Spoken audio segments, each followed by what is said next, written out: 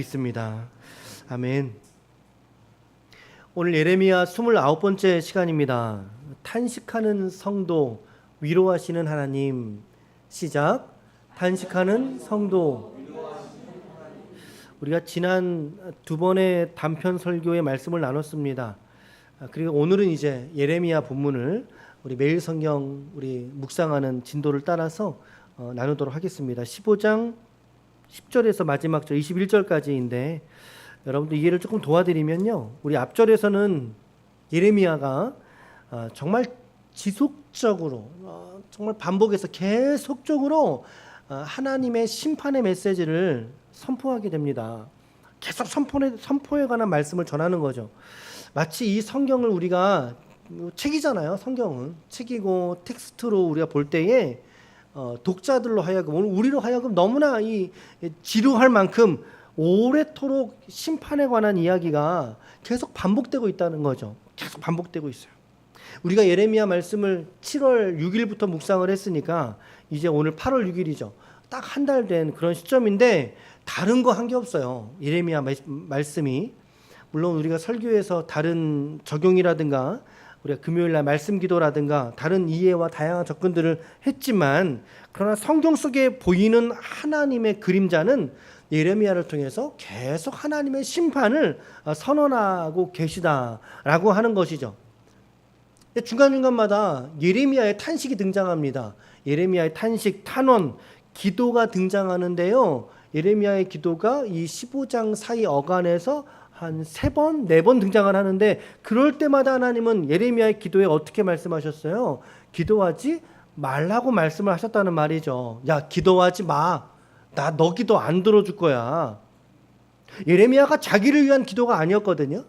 자기 백성을 위한 기도였고 자기 동족을 위한 기도들인데, 하나님은 이미 자신 안에 백성들을 향한 확정된 심판 속에서 예레미야가 민족을 위하여 기도하는 그 기도들이 불편하셨던 거예요. 하나님의 마음속에서는. 그래서 심지어 15장 말씀, 또 전반부 말씀, 묵상 진도로 본다면 어제 말씀이 되겠죠. 모세와 사무엘이, 하나님이 모세, 사무엘, 이스라엘에 몇 명 뽑을 수 있는 가장 위대한 사람들 있지 않습니까? 모세하고 사무엘이 내 앞에 와서 너처럼 기도한다고 해도 내가 그들의 기도를 들을 거야, 안 들을 거야? 뭐예요? 안 들을 거야, 이 말이죠. 이 백성을 향한 심판을 나는 거둬들일 수 없어 라고 말씀하셨어요. 자, 그래서 이 하나님의 인자하심과 하나님의 자비하심에 대해서 하나님 스스로가 어떤 감정을 느끼고 계시는지 아세요? 그게 15장 6절이거든요. 같이 한번 읽을까요? 시작. 여호와께서 이르시되 네가 나를 버렸고 내게서 물러갔으므로 네게로 내 손을 펴서 너를 멸하였노니 이는 내가 뜻을 돌이키기에. 아이고야, 하나님 어떠신다고요? 네, 뜻을 돌이키시기에 하나님이 지쳤습니다. 이거 세 번역으로 본다면 너를 돌아보기에 내가 지쳤다. 그렇죠? 지쳤다라는 표현이 등장해요. 세 번역이나 쉬운 성경이나 전부 다 번역은 지쳤다 이렇게 번역을 하고 있어요. 누가 지쳤냐는 거예요. 누가 지쳤어요? 하나님이 지치셨어요, 여러분. 하나님의 교리적으로 비공유적 속성 대표적인 것 3가지를 말씀하신다면 시작. 하나님의 비공유적 속성, 우리 인간과 공유하지 않는 속성 대표적인 것 3가지. 이럴 때 안수 집사님을 딱 이야기를 하면 어떨까요? 뭘까요? 전지, 전능, 그리고 무소부재. 그죠? 전지하심, 전능하심, 무소부재하심, 이 3가지거든요. 여러분, 그런데 하나님이 지금 지쳤대잖아요. 어색하시죠, 여러분? 지쳤다. 이것이 말하는 것은 하나님의 어떤 능력이 달린다, 그러니까 부족하다, 이런 의미가 아니에요. 이스라엘 역사 안에서 하나님이 이들을 기다릴 만큼 기다리셨다는 거예요. 하나님의 이들을 기다리심, 무려 몇 년 동안 기다리셨어요? 이걸 굳이 연대기로 말한다면 1000년입니다. 1000년의 사랑이에요. 자기 백성들로 하여금 돌아오라, 야 돌아오라 하니까 너희들 그 길로 가다가 망해, 돌아와. 끝내 안 돌아왔잖아요. 그래서 먼저 멸망당한 나라가 어디예요? 북이스라엘이 먼저. 그리고 586년에 남유다가 하나님의 인내하심을 이제 마쳤다라는 의미인 것입니다. 우리는 이 구절 안에서 하나님의 마음을 돌아보게 되는 거죠. 하나님 얼마나 힘드실까? 이 백성들 향해 얼마나 힘드실까? 피조물이 창조주가 피조물 때문에 소가리를 하고 있는 이 모습 말입니다. 근데 그 하나님이 이제는 심판의 손을 들어서 그 백성을 경계하시고 훈계하시기 위해서 심판의 손을 들으셨다. 이 굽히지 않는 심판. 그리고 예레미야는 사람들에게 이 심판만 계속 말하는 겁니다. 이 심판만 계속 말하는 거예요. 그랬더니 예레미야를 바라보는 주변 사람들의 마음은 어떨까요? 예레미야를 좋게 볼까요? 아이 재수없어 이렇게 볼까요? 어떻게 볼까요? 야, 너 그딴 소리 하지 마. 너 재수없는 소리 하지 마. 예레미야는 사람들에게 심판만을 전해야 했었고, 그러므로 그의 소명, 그 가운데 오늘 본문의 말씀은 그 예레미야 한 사람, 그 사람의 탄식과 함께 그의 소명을 재점검하고 있는 장면이 오늘 본문의 이야기가 되겠어요. 자, 10절 말씀에 보면요. 10절에 같이 한번 읽어볼게요. 시작. 내게 재앙이로다 나의 어머니여. 어머니께서 나를 온 세계에 다투는 자와 싸우는 자를 만날 자로 낳으셨도다. 내가 꾸어주지도 아니하였고 사람이 내게 꾸이지도 아니하였건만은 다 나를 어떻게 한다고요? 저주한다고 말해요. 저주한다고. 우리 번역은 평서문으로 번역했죠. 나를 낳으셨도다. 새 번역은 의문문으로 번역을 했거든요. 아, 어머니 원통합니다. 왜 나를 낳으셨습니까? 라고 말하고 있는 거예요. 어머니를 향해서 왜 나를 낳으셨습니까? 온 세상이 다 나에게 시비를 걸어옵니다. 싸움을 걸어옵니다. 나는 누구에게 빚진 것도 없고 꾸어준 것도 없는데 왜 사람들은 전부 다 나를 이토록 저주합니까? 사람들이 나를 저주한다는 거예요. 예레미야는 자기 동족에게 사실은 지금 버림받고 있는 거예요. 버림받고 있는 거예요. 하나님 말씀을 전하는 곳곳마다 예레미야를 대적하는 사람들이 무리들이 일어나요. 예. 야, 멸망당할 거야. 심판당할 거야. 하나님의 준엄한 심판이 너희 앞에 있어. 라고 할 때마다 거짓 예언자들, 거짓 선지자들은 뭐라고 말할까요? 야, 저거 다 뻥이야. 저 말 듣지 말아라. 저 사람 말 듣지 말아라. 저 거짓이다. 우리는 심판을 당할 것이 아니라 우리는 평강하다 하리니 하나님은 너희 평강이 없을 것이다. 예레미야 주변 사람들은 이미 예레미야를 반대하는 상황입니다. 반대에 머물러 있지 않고요. 적대하는 상황까지 몰아붙여 있는 상황이에요. 예레미야가. 이 상황 속에서 그의 탄식을 예레미야가 하나님께 지금 올리고 있는 거예요. 그래서 자기의 이런 태생, 자기를 이렇게 구별해서 세우신 하나님, 그 하나님 앞에 어머니를 향해서 원망해 보는 거예요. 어머니 왜 나를 낳으셨나요? 여러분 생각해 보세요. 예레미야가 지금 무슨 잘못을 했나요? 백성에게, 민족에게 잘못이 있어요, 없어요? 예레미야는 사실은 잘못이 없죠. 전혀 없어요. 단지 하나 있다면 하나님의 말씀을 있는 그대로 백성들에게 전한 것뿐이에요. 자, 여러분 이 단락에서 우리가 어떤 적용을 할 수 있을까요? 적용시켜 말한다면 하나님의 말씀과 뜻에 순종하면서 자기 일상을 살아간 것뿐이에요. 예레미야는. 근데 말씀에 순종했더니 어떻게 돼요? 뭐가 다가와요? 말씀에 순종했더니 축복이 다가와요. 말씀에 순종했더니 저주가 다가와요. 뭐가 다가와요? 사람들이 나를 저주한다 그러잖아요. 저주한다고. 아, 그래, 어서 오세요. 우리 애기들은 안으로 들어가세요. 네. 예, 말씀에 순종하며 살았더니 뭐가 다가오냐고요. 면류관이 아니죠. 원망, 미움, 박대, 포갑, 저주 이런 거 아닙니까? 그러니까 낙심할 수밖에 없죠. 아니 뭐 예레미야는 통뼈입니까? 용갈이 통뼈입니까? 빚진 적도 없고 내준 적도 없고 그런데 사람들이 다 저를 저주합니다. 여기서 어떻게 살 수 있겠어요? 예레미야가 우울증에 걸릴 수밖에 없는 거죠. 여러분 우리도 마찬가지라는 것입니다. 여러분도 마찬가지예요. 내가 말씀에 순종하고 내 삶을 드리면서 순종하며 살아가는데 고난이 왔어요. 고난이 올 수 있어요. 예, 사람들의 비판과 판단이 올 수 있어요. 사람들의 비아냥거림이 올 수 있다고요. 너 예수 믿는다며 그 꼴이 지금 뭐니? 너 그렇게 예수님 믿는다고 주일날마다 가더니 너 그게 뭐니? 왜 그런 병에 걸렸니? 왜 그런 험한 일을 너가 당했니? 여러분 말씀대로 살려고 하는데 박해가 다가올 수 있다는 거죠. 우리는 깨달으셔야 됩니다. 내가 말씀 따라 내가 순종하며 살아간다는 것은 분명히 어려운 일일 거예요. 맞아요? 그런데 그러한 삶의 소명이 오늘 저와 여러분들 그리스도인들에게 있다는 것을 깨달을 수 있는 저와 여러분들이 되시기를 축복합니다.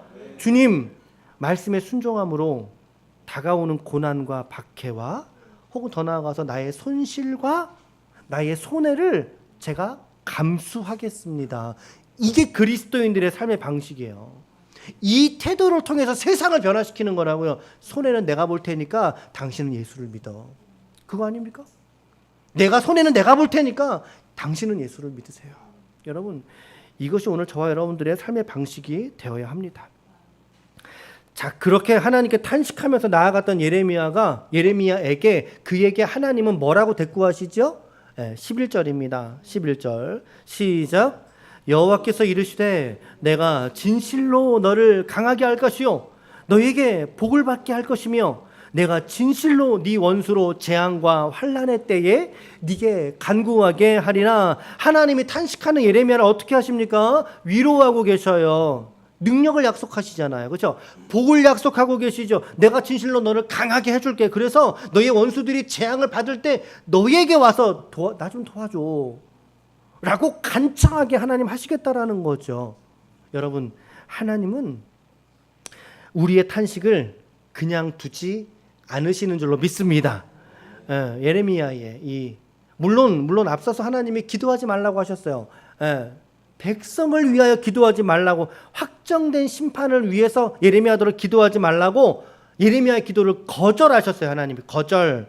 그러나 예레미야가 자기 안에, 당신 안에 있는, 내면에 있는 이야기, 자기 중심에서의 이 아픔과 괴로움에 대해서 하나님께 엎드릴 때, 하나님께 간구할 때 하나님은 그의 기도를 귀담아 들으시잖아요. 오늘 들으시잖아요. 그에게 약속을 주지 않습니까? 오늘 우리에게 약속을 주시는 분은 유일하신 하나님이신 줄로 믿습니다. 여러분 사람 사이의 언약과 약속은 깨져버려요. 변절되기 너무나 쉬워요. 그래서 사람은 신뢰할 대상이 아니잖아요. 사람은 사랑할 대상이지 사람은 의지하고 신뢰할 믿음의 대상이 아니다. 근데 오늘 하나님은 어떤 모습을 보여주고 계세요?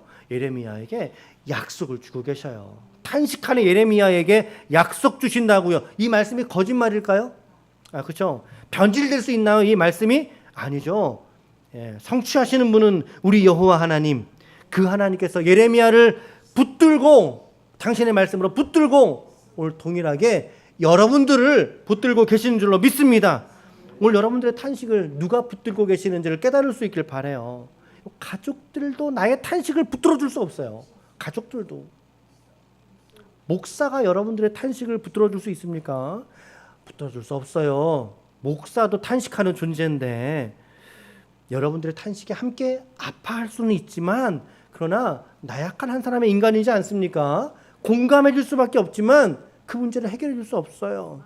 사람은 온전히 의지할 대상이 아니라는 사실을 잊지 마셔요. 남편이든 아내든 마찬가지예요. 하나님이 오늘 여러분들을 붙들고 계시는 것입니다. 하나님이 여러분들 붙드니까 여적지 지금 이렇게라도 왔지요. 동의하십니까? 아멘. 세 번역입니다. 시편 91편 2절 시작. 나는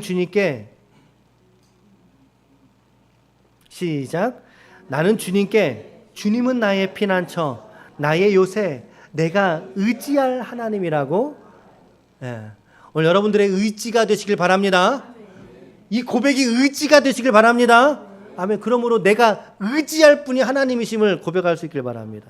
세상 그 어떤 신도 아니고 어떤 사람도 아닌 우리가 의지할 수 있는 분, 우리의 탄식과 간구와 기도를 들으시고 응답하시고 성취하시는 분은 오직 한 분이신 우리 아버지 하나님이신 줄로 믿습니다. 아멘. 아멘. 자, 이제 15절에서부터 18절 사이가 우리 성경책에도 동그라미 사이죠. 한 문단이죠. 이게 결백을 호소하는 선지자, 그렇게 매일 성경은 소제목을 줬어요. 자, 15절부터 17절까지 한번 읽어볼게요. 이 말씀을 통해서 예레미야가 어떤 기도를 하고 있는지, 그리고 이 기도의 모범을 통해서 우리는 어떤 기도의 모범을 배울 수 있는지 한번 좀 생각해 보면서 읽어보세요. 다시 한번 읽어볼게요. 천천히 또박또박 시작. 여호와여, 주께서 아시오니 원하건대 주는 나를 기억하시며 돌보시사 나를 박해하는 자에게 보복하시고 주의 오래 참으심으로 말미암아 나를 멸망하지 아니하게 하시오며 주를 위하여 내가 부끄러움을 당하는 줄 아시옵소서. 만군의 하나님 여호와시여, 나는 주의 이름으로 일컬음을 받는 자라. 내가 주의 말씀을 얻어먹었사오니 주의 말씀은 내가 기뻐하는 자의 모임 가운데 앉지 아니하며 즐거워하지도 아니하고 주의 손에 붙들려 홀로 앉았사오니 이는 주께서 분노로 내게 채우셨음이니라. 이 구절을 잘 살펴보면 예레미야가 어떤 삶을 살고 또한 하나님께 무엇을 고백하고 있는지를 우리가 알 수 있어요. 뭐 여러 가지의 이야기를 나눌 수 있겠지만 몇 가지만 정리해 보면, 첫 번째는 예레미야는 하나님께 하나님 저를 기억하옵소서라고 말하고 있어요. 기억하시며 돌보사 보복하시고 멸망당하지 않게 하시고 부끄러움을 당하지 않게 하소서가 기억하소서에 달려 있거든요. 하나님 기억하시는 인생이 중요한 거예요. 자, 두 번째는요, 나의 부끄러움이 주님을 위한 것임을 하나님 기억해 주십시오. 다시 말하면 예레미야는 하나님의 말씀을 전하는 것 때문에 수모를 당하고 있다는 거죠. 지금 창피를 무릅쓰고 있는데 그 이유가 누구를 위한 것이라고요? 누구를 위해서? 하나님을 위해서. 하나님 말씀에 순종함으로 말씀을 전하면 오히려 인정받고 복을 받아도 부족할 것인데 돌아오는 것이 수모와 박해와 부끄러움으로 돌아온다는 거죠. 이것을 하나님 기억해 주십시오. 자, 그러나 하나님, 세 번째는 뭡니까? 예레미야의 기쁨이 뭐예요? 예레미야의 즐거움이 뭐예요? 말씀이란 사실이죠. 말씀이란 사실. 예레미야는 그 무엇으로서 기쁨과 즐거움을 얻은 게 아니라 주님의 말씀이, 하나님께서 나와 말씀하시는 이 소통이, 하나님과 나와의 영적 교제가 저에게는 생명입니다. 저에게는 이게 기쁨이에요. 하나님, 이거를 하나님께 고백하고 있잖아요. 여러분, 성도의 가장 큰 믿음의 능력은 말씀에 있는 줄로 믿습니다. 능력이 은사에 있지 않아요. 성도의 능력이, 그 은사조차도 말씀 위에 서 있지 않으면 은사가 은사되지 못해요. 말씀이 기준이다. 그러므로 우리의 가장 큰 능력은 말씀에 있어요. 그래서 여러분들, 우리가 변화된 거잖아요. 그 말씀 때문에 나 같은 사람도 변화된 거 아닙니까? 돈이 나를 달라지게 하지 않아요, 여러분. 뿌리부터 변화됨을 주지 않는다고요. 우리 성도에게는 오직 말씀에서 우리 성도들은 하나님의 은혜와 능력을 공급받는 줄로 믿습니다. 오늘 예레미야가 이처럼 말하듯이 말이죠. 네 번째는 나는 주의 손에 붙들려서 홀로 앉아있는 삶을 살아가고 있다라고 자기 형편을 하나님께 고백하고 있어요. 자, 하나님도 지쳤다고 말씀하셨죠. 그런데 예레미야도 지금 말씀해 보면 하나님 저 지금 힘들어요. 지쳐 있어요.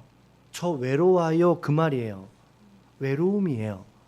예레미야가 자기의 외로움을 하나님께 토로하고 있습니다. 홀로 앉아있는 삶을 살아간다. 여러분, 인간이 경험하는 많은 정서 중에서도 특별히 은밀하고, 사람들이 잘 모르죠. 그래서 은밀한 거예요. 은밀하고 그러나 치명적인 그 정서는 바로 외로움에 있다는 사실입니다. 외로움에 있다는 거. 우리 교회 내에서도 이렇게 독고하시는 분들이 계시지만 늘 마음에 쓰여요. 늘 마음이 아리고 쓰여요. 오늘 외롭게 살아가는 여러분들의 인생 가운데 한켠에서는 오늘 주님으로 말미암아, 그렇죠? 뿌듯하고 충만한 은혜가, 그 은혜와 기쁨의 정서가 오늘 외롭게 살아가는 여러분들에게 넘치시기를 주님의 이름으로 축원합니다. 예레미야를 보세요. 외롭다고 하지만 누구의 손에 붙들려 있습니까? 여전히 하나님의 손에 붙들려 있습니다. 외로운 건 사실일 수 있어요. 내 삶에 어찌할 수 없는 내 팩트일 수 있다고요. 하지만 그 팩트를 붙잡고 누구에게 나아가고 있냐고요. 하나님께 붙들려 있지 않습니까? 이게 중요한 거예요. 우리 성도들에게는 오늘 깨달을 수 있는 자가 깨달을 수 있기를 축복합니다. 주님의 손에 붙들려 있는 게 중요하다. 붙들려 있는 게 중요하다. 자, 그랬더니요. 19절, 21절 사이에 하나님이 이제 말씀으로 예레미야의 이 소명을 다시 한번 재점검하십니다. 재확신을 예레미야에게 주고 계시는데, 자, 퀴즈 하나. 어려운 문제 아니에요. 예레미야의 소명장이 예레미야 몇 장일까요? 네? 네, 예레미야 1장이에요. 1장.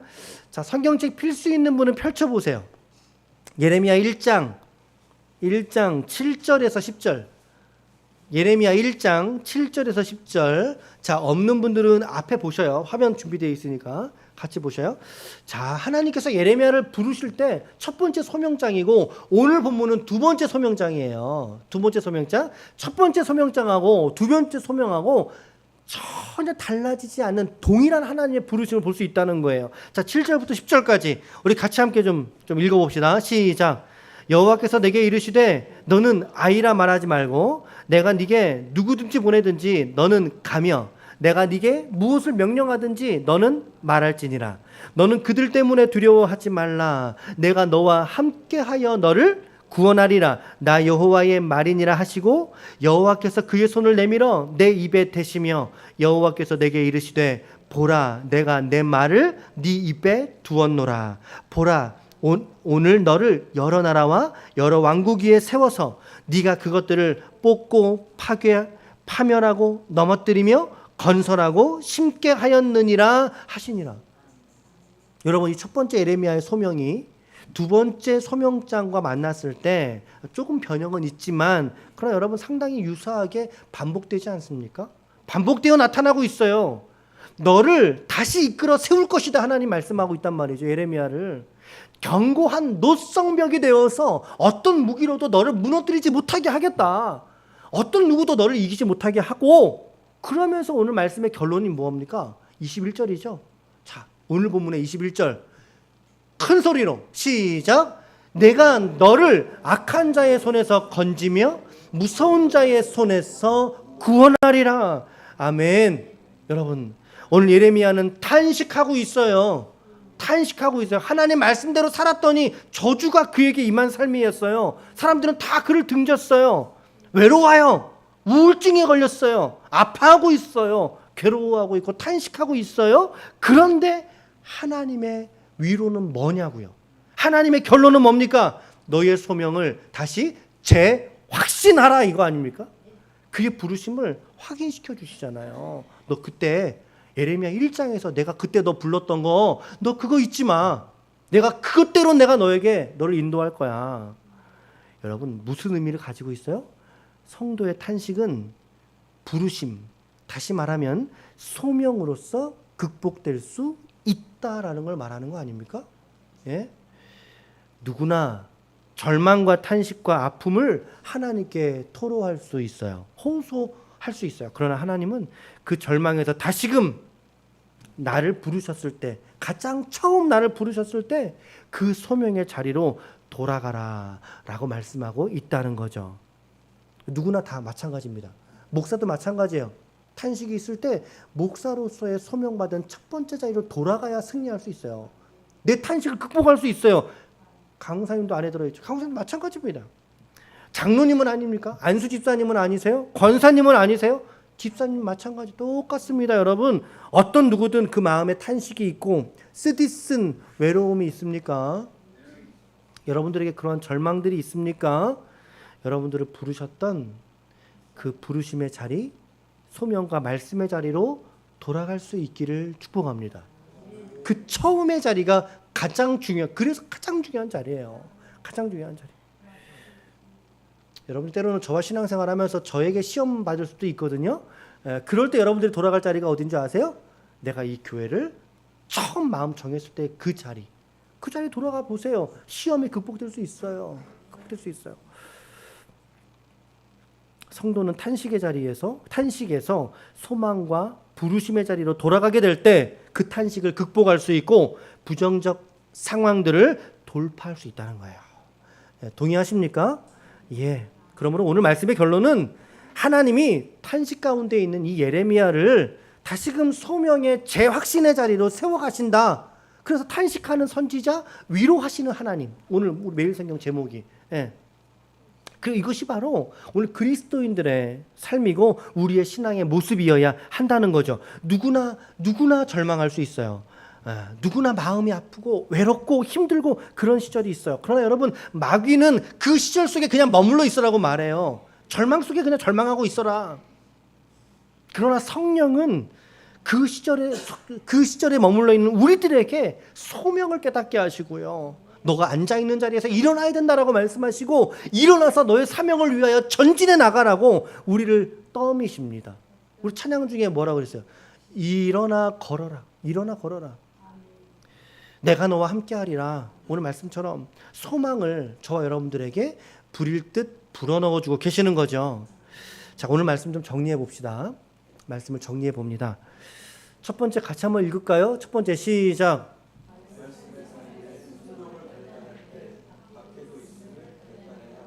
네. 왜 나 힘들지? 아니요. 힘든 게 정상이에요. 우리가 예수 믿는 믿음으로 살아가려고 세상을 결단하면 세상이 불편해져야지 맞는 거예요. 예. 불편해져야 맞는 거예요. 그렇죠? 이러한 변화들이 있어요.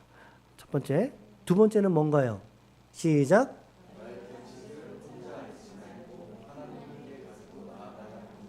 근데 저 하나님께라고 하는 곳에다가 여러분 좀 대치시킬 수 있는 단어가 하나 더 있어요.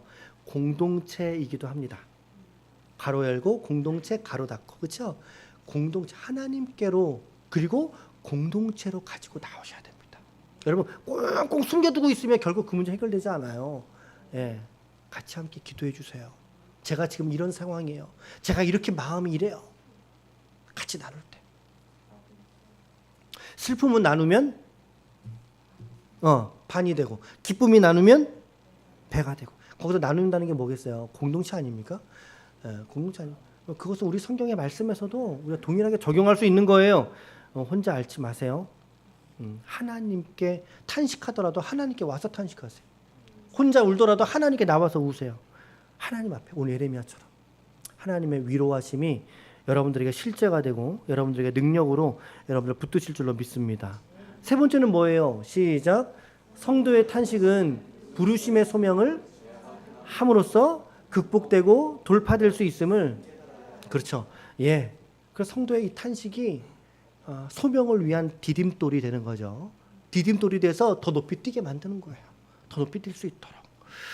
잊지 마시길 바랍니다. 우리가 지난 2주 동안 우리가 단편 설교를 우리가 나눴는데, 첫 번째 단편은 우리 정희재 목사님하고 간증같이 나눴던 나의 간증으로 사는 그리스도인, 그리고 이제 지난주에 절망이 있는 곳에 그리스도를, 오늘 하나님께서 우리 교회에 계속 유사한 말씀을 계속 주고 계시는구나 라고 하는 거 저는 보게 되거든요. 여러분들은 어떠세요? 여러분 말씀이 중요합니다. 말씀이 중요합니다. 말씀 속에 계셔요. 말씀 속에 이 뜨거운 여름 말씀으로 나아가시면 여러분들의 영혼이 시원해지고 기쁨과 뿌듯함이 넘치게 될 줄로 믿습니다. 아멘. 아무쪼록 우리 이번 주 오늘 너무 더우시죠? 오늘 아침에 기온이 27.5도였대요. 이번 한 주간 정말 무더울 것 같은데 잘 나셔요. 잘 나셔요. 말씀으로 잘 나시길 바랍니다.